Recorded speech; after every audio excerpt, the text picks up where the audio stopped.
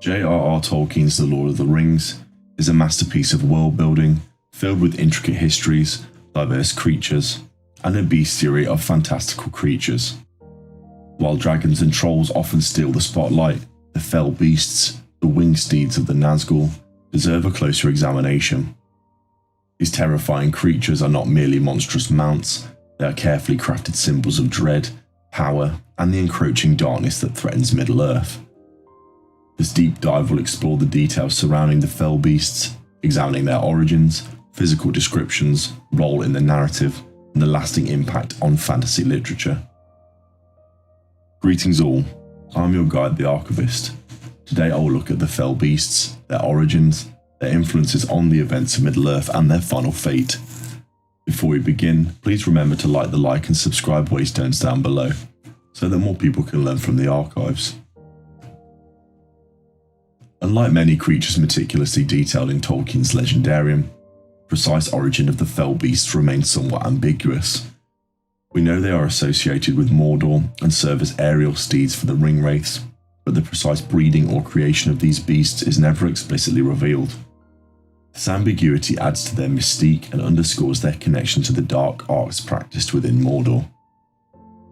Several theories attempt to explain their creation.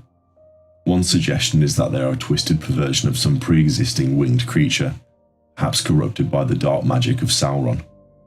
Another possibility is that they were artificially created, perhaps through genetic manipulation or dark sorcery, drawing upon the essence of different animals to forge a new terrifying being. Regardless of their specific genesis, the fell beasts represent a perversion of nature itself, a testament to the corrupting influence of Sauron's power. The lack of definitive information about their origin further emphasizes the fear and uncertainty they inspire. These creatures are not simply animals, they are instruments of Sauron's will, and their shrouded past only adds to their terrifying presence. Tolkien's descriptions of the fell beasts are deliberately unsettling, focusing on features that evoke revulsion and unease. They are not majestic dragons or noble griffins, instead they are described as grotesque and unnatural. Their appearance is consistently portrayed as gaunt and skeletal, with leathery bat-like wings that span a considerable width. They lack feathers, adding to their unsettling appearance. Their necks are long and serpentine, often described as naked or covered in sparse bristly hair. Their heads are vaguely reptilian, bearing beaks or sharp tooth-filled maws, and their eyes are often described as burning with malevolent light. In The Return of the King, their appearance is vividly captured. Their great pinions were vast and ominous, and their bodies stank. This dark and visceral language paints a picture of creatures that are physically repugnant and inherently disturbing. Their stench, the vastness of their wings, and the overall sense of decay contribute to the feeling of dread they inspire.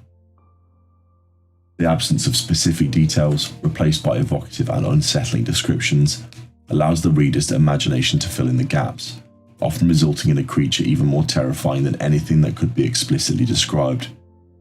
This deliberate vagueness is a key element in their horror. The fell beasts serve a crucial role in the narrative, acting as both instruments of war and symbols of Sauron's growing power. They are primarily used by the Nazgul, the ringwraiths, as aerial mounts, allowing them to swiftly traverse the Middle-earth and spread terror. Their primary function is to sow fear and disruption. The mere sight of a fell beast circling overhead is enough to demoralize armies and send civilian populations fleeing in panic. They are used for reconnaissance, hunting down enemies, and delivering swift attacks from above, often preceding larger orcish armies. Their presence signals the encroaching darkness and the overwhelming power of Mordor. Furthermore, the fell beasts represent the Nazgul's detachment from their former humanity. The ringwraiths, once men, are now shadows bound to Sauron's will, and their reliance on these monstrous steeds further underscores their corruption and their descent into darkness. The bond between the ringwraiths and their fell beasts is a symbolic one, where both embody the essence of Sauron's evil. One of the most significant moments featuring the fell beast is in the Battle of the Pelennor Fields. The Witch King of Angmar, the leader of the Nazgul, rides his fell beast into battle, striking terror into the hearts of the defenders of Minas Tirith. His defeat at the hands of Éowyn is a pivotal moment, representing a chink in Sauron's armour and a glimmer of hope for the forces of good. The death of the Witch King's Fellbeast is symbolic of the weakening of Sauron's power, paving the way for ultimate victory. The Fellbeasts have a lasting impact on fantasy literature and popular culture. They have become a quintessential image of winged terror, influencing the design of similar creatures in countless books, films, and video games. Their skeletal appearance, leathery wings, and the association with dark magic have become staples of the fantasy genre. Peter Jackson's The Lord of the Rings films brought the Fellbeast to life in stunning detail, further cementing their place in popular culture. The visual representation of these creatures in the films captured the essence of Tolkien's descriptions, emphasizing their grotesque features and the fear they inspire. The screeching cries of the Fellbeasts in the films have become synonymous with their terrifying presence. The Fellbeasts serve as a reminder of the power of imagination and the enduring appeal of classic fantasy literature. They represent the dark aspects of Tolkien's world, embodying the forces of evil and the constant struggle between light and darkness. The Fellbeasts of The Lord of the Rings are more than just monsters. They are carefully crafted symbols of dread, power, and the corrupting influence of evil. Their ambiguous origins, unsettling appearance, and crucial role in the narrative all contribute to their enduring impact on readers and viewers. By focusing on evocative descriptions rather than explicit details, Tolkien allows the reader's imagination to create the creature even more terrifying than he could have described.